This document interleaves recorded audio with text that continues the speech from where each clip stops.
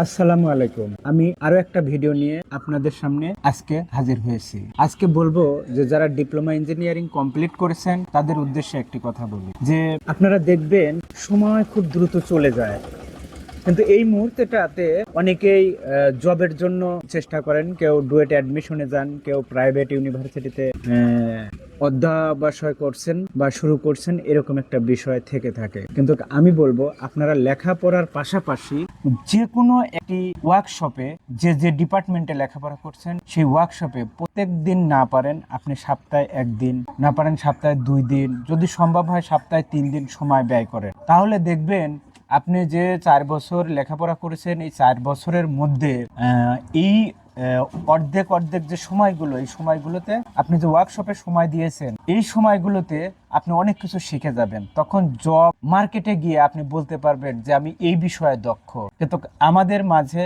অনেক দেখছি যে এগুলো করেন না, বাবার বাসায় বসে নানাভাবে সময়গুলো ওয়েস্টেজ করেন, এতে হতাশা বাড়ে। এরপরে নিজেকে যে লেখাপড়া করেছেন তার প্রতি তীব্র একটা অনীহা চলে আসে, যার জন্য দেখা যায় যে আমাদের এই গ্র্যাজুয়েশন বা একটা স্কিল করার পরেও আমরা সেইভাবে সামনে আগাইতে পারি না। আমি দেখছি অনেক স্টুডেন্ট আমাকে বলে, স্যার আমি চাকরি এখন পর্যন্ত চাকরি পাইনি। আবার অনেকে দেখছি যে তার ডিপার্টমেন্টের বাইরে গিয়ে অনেক ভালো কিছু করছে। কিন্তু আমি বলবো যে আপনারা অবশ্যই এই ডিপ্লোমা প্লাস বিএসসি যে যে বিষয়ে অধ্যাবসায় করেন না কেন, সপ্তাহে 2 দিন হোক, একদিন হোক, না হয় শুক্রবারে শুধু আপনাদের যেদিন ছুটি থাকে সেই দিনগুলোতে যে কোনো ওয়ার্কশপে আপনি কাজ শিখুন এবং হাতে কলমে কিছু কাজ অর্জন করুন।